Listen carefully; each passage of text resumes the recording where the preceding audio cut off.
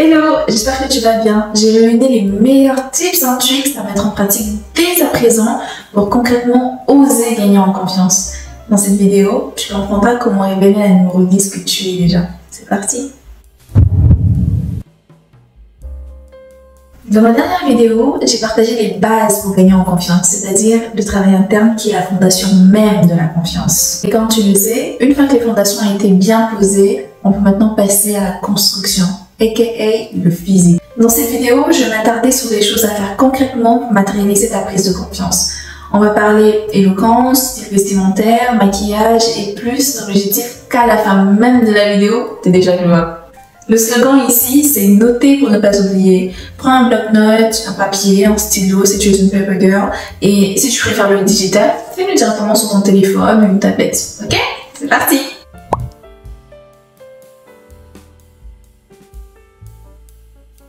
Avant d'entrer dans le vif du sujet, j'aimerais te rappeler, oui, à toi, que tu es belle. Tous les conseils que je vais évoquer sont là pour révéler la beauté qui existe déjà, qui est déjà présente, et de savoir comment la mettre en valeur.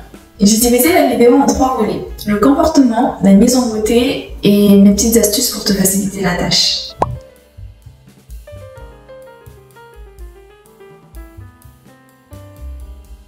Le premier atout que dégage une femme confiante est sans doute son charme, son élégance, sa prestance, sa posture et j'en passe.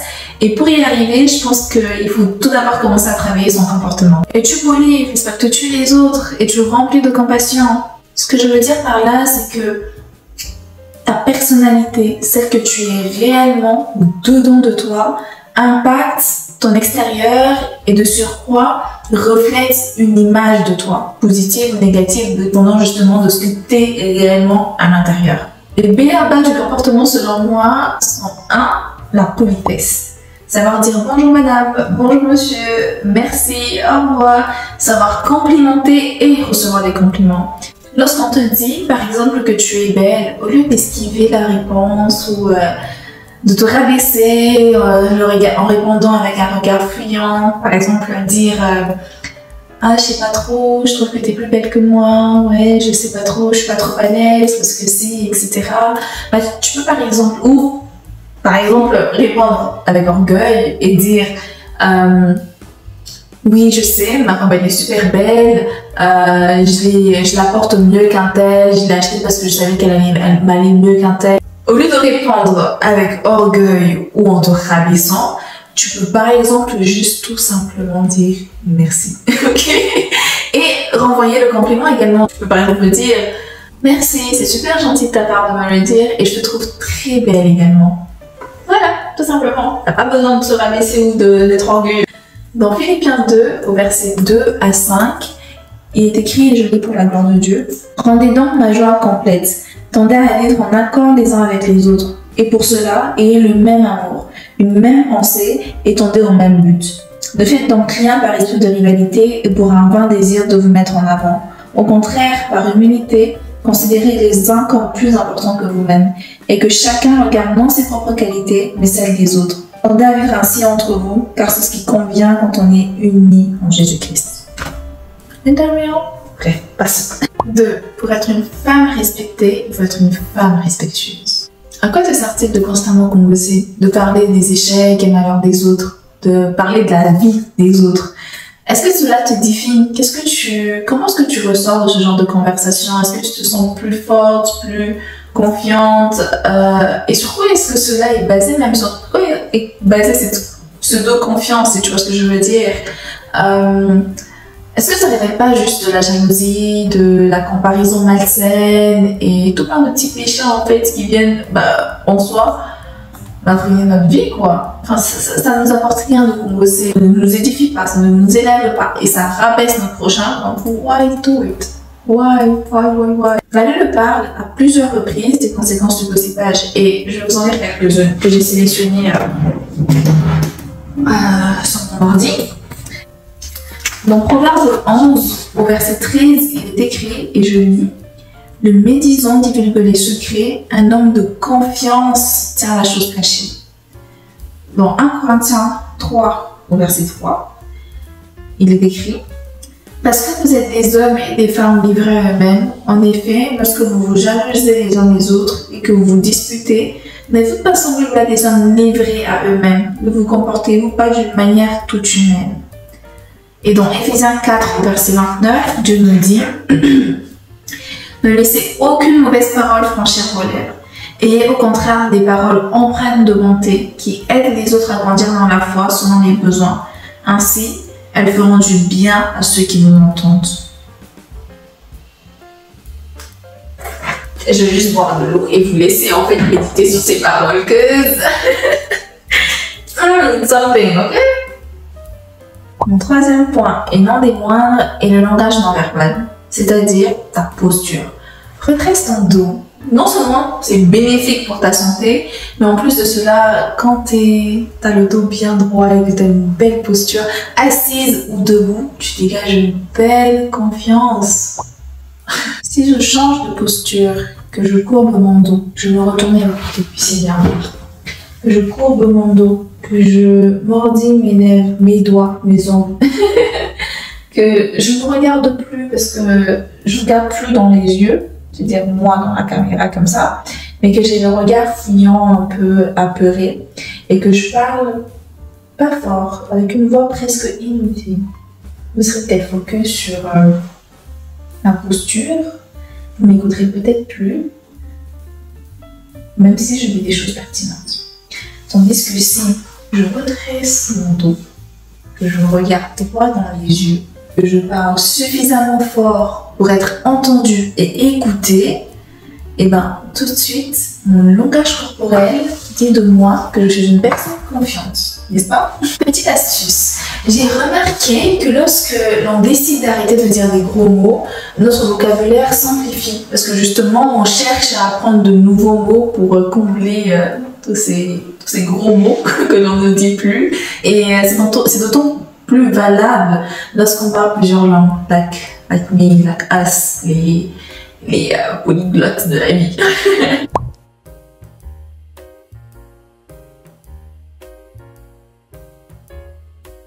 Mon premier tip, et tu vas peut-être en rire, mon premier tip est de regarder des tutos make-up. Parce que c'est bien de vouloir se maquiller, mais c'est mieux de savoir se maquiller. Le maquillage est là pour révéler la beauté que tu as déjà. Et avec les bons gestes, les bonnes techniques, les bons produits, et j'en passe, hein, tu arriveras justement à atteindre un résultat meilleur que si tu pars en fait en ayant regardé 2-3 tutos ci et là. En fait, l'objectif ici est de savoir te mettre en valeur. Et pour te mettre en valeur, il faut apprendre à bien faire. Du coup, le tip number one est de regarder des tutos make-up, voilà, tout simplement. Et je mettrai en barre d'infos des youtubeuses ou des vidéos de TikTok ou YouTube que j'aime beaucoup et qui m'ont aidé moi à justement améliorer mes skills de make-up, even though I'm no make-up artist, ok? Deuxième tip, c'est d'utiliser les bijoux à ton avantage. Les boucles d'oreilles, les bracelets, les montres, les bagues, les colliers, les bijoux de tête, etc., sont tous là pour, comment dire, pour apporter une touche de féminité à ne pas minimiser en fait. Girl, don't be sleeping on them, ok? Tu peux par exemple créer ton signature look en ayant toujours par exemple un bijou de tête, un petit collier, une petite perle qui descend là, ou si tu préfères les bagues au collier, tu peux utiliser cela à ton avantage et avoir plein de bagues ou quelques-unes. Bref, utilise les bijoux à ton avantage pour t'embellir et ne plus te camoufler, ok?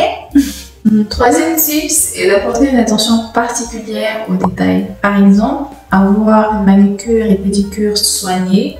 Il n'y a pas besoin de mettre de vernis, car même si je trouve que ça apporte une touche de féminité et personnalité sans pareil, la simplicité de la mise en valeur se trouve dans sa facilité d'élaboration.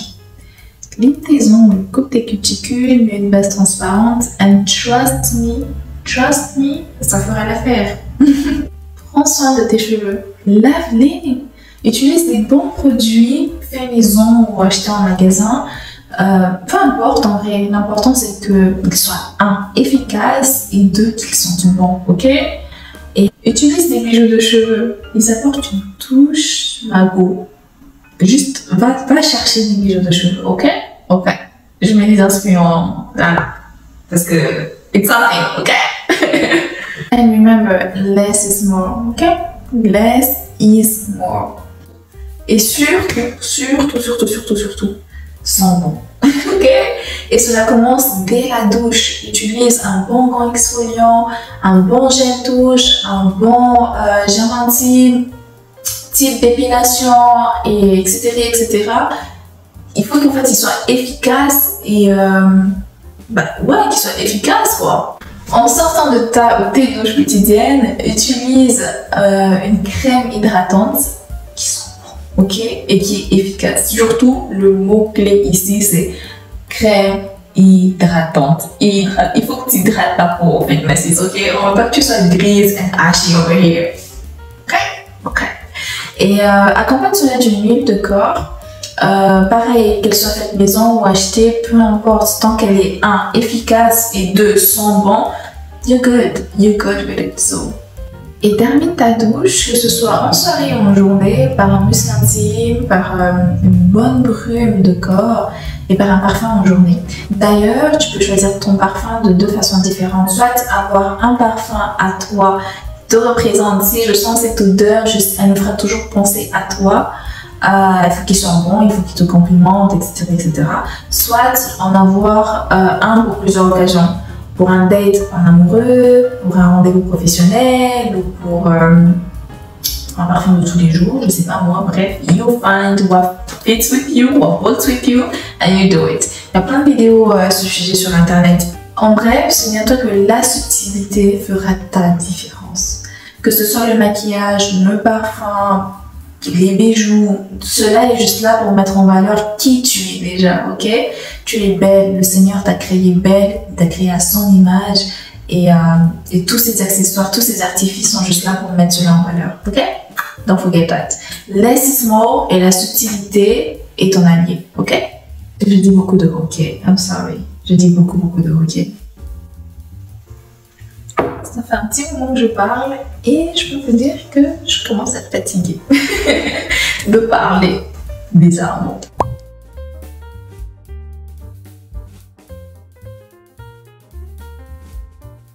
Afin de te simplifier la tâche au quotidien dans ton cheminement vers ta prise de confiance, je conseillerais 3 choses.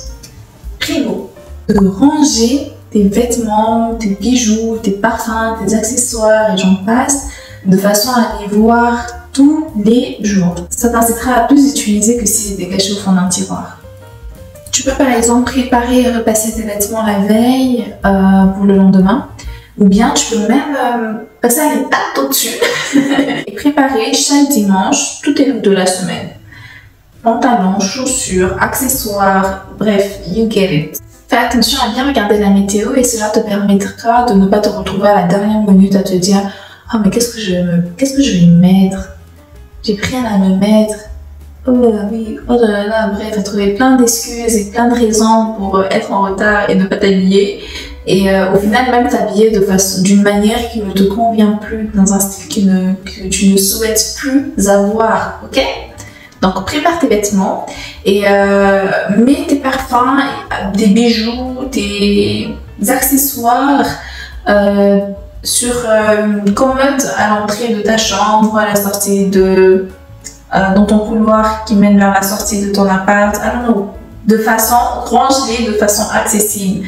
Comme ça, chaque jour, tu n'oublieras pas de les mettre. Parce que c'est des choses, quand tu n'as pas l'habitude en fait de mettre des bijoux tous les jours, si tu vois pas les bijoux, tu ne mettras pas. Même si tu as envie de les mettre, ok?